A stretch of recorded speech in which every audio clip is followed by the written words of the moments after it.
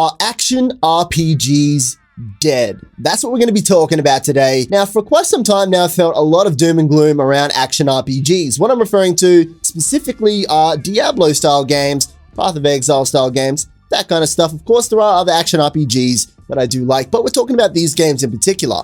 Are they dead? Now, the reason why I'm bringing this up, because I've been a little bit worried that they're falling down the path of MMOs, where we know that games like World of Warcraft are successful, but newcomers have an extremely tough time to break in. Now, of course, there are great MMO games out there, don't get me wrong, but I'm talking about as an industry as a whole. Back to the main point, it feels like Diablo 3's been out for quite some time now. The same goes with other games as well, like Path of Exile. The funny thing about it is I've seen that particular game go through the same life cycle problems as Diablo 3. And when I refer to the word problems, I'm talking about community stuff, not them as developers or anything like that. But anyway, right now, action RPGs are obviously in a pretty bad state when you're looking at it from the outside in. I can tell you right now that there are quite a few games coming out. Those who are part of this channel, Friend and Machine, are obviously familiar with some of the awesome action RPGs that are coming out. Today I want to talk about some of these awesome games. So let's start off with Diablo 3. Now, Season 7 starts tomorrow as the recording of this video.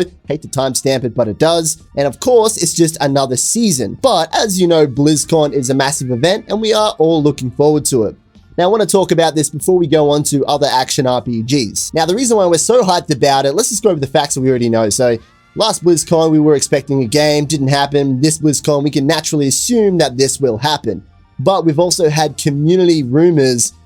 Essentially, one of the community managers is like, wait till next BlizzCon. It's going to blow your mind if you're a Diablo 3 fan. This could mean another expansion. Is that really enough? I also recently got a chance to watch another YouTuber's video called Riker, who went over some of the conspiracy theories about the latest Blizzard package that got sent out to the community.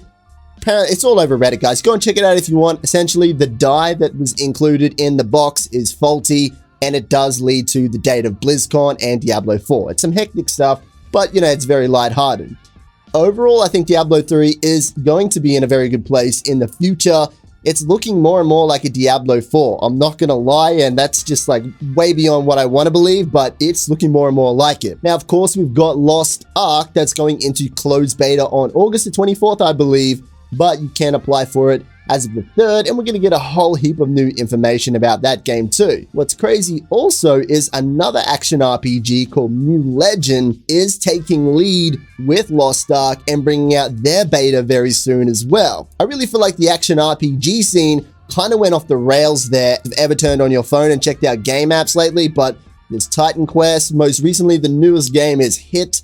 I don't know about you guys, but I find it extremely difficult to play action RPGs on a phone. On a tablet, I could probably get away with it. I don't know, one of those anyway, so who cares? Now, we're also waiting for Lineage Eternal to follow up with something along those lines too. Now, last of all, Path of Exile has a pretty cool update coming out soon as well. Overall, what I want you to take away from this is action RPGs like Diablo, like Path of Exile, like Lineage Eternal, and all these games were very close to becoming one of those MMO situations where it's too hard to compete. But you should keep an eye out on late 2016, but more specifically summer in 2017, because that's when these major titles tend to get released. So if we do get more announcements, that's probably when it's going to come out. And of course, there's going to be a massive news cycle and marketing wave that will follow up with all of it anyway.